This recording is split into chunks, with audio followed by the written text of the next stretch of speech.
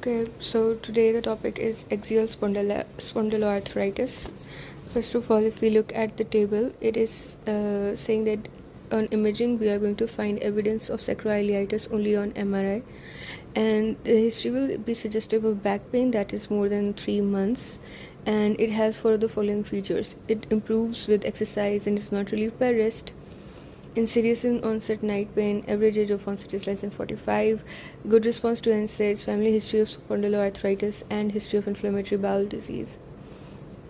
Now, with this thing, we have to imagine a person who, a young male, who finds it very, very difficult to get up in the morning, but as he gets up and is doing some chores around the house, he feels better.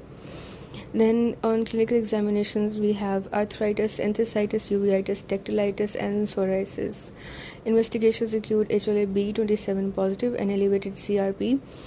A side note, we have given that axial spondyloarthritis is diagnosed from sacroiliitis on MRI and one other feature on history or clinical examination or investigation. However, we can also make diagnosis if we have HLA-B27 positive with more than one clinical feature in absence of sacroiliitis. Now let's study the text. The cardinal feature of axial spondyloarthritis is inflammatory back pain and early morning stiffness with lower back pain radiating to the buttocks or posterior thighs if the sacroiliac joint is involved. Okay, good.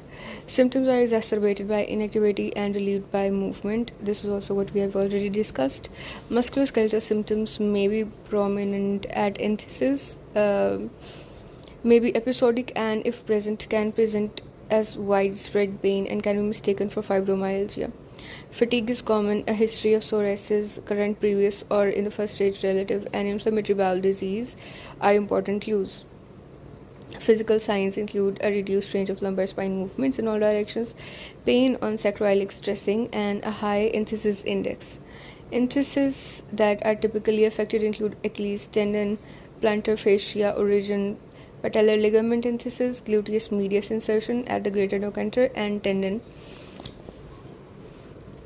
attachments at the humeral epicondyles. A number of validated clinical questionnaires such as Bath Ankylosing Spondylitis Disease Activity Index and Bath Ankylosing Spondylitis Functional Index and Ankylosing Spondylitis Disease Activity Score can be used to assess the disease activity and functional status in AS, though newer assessment tools are being developed and are more specific to a diagnosis of axial spondyloarthritis.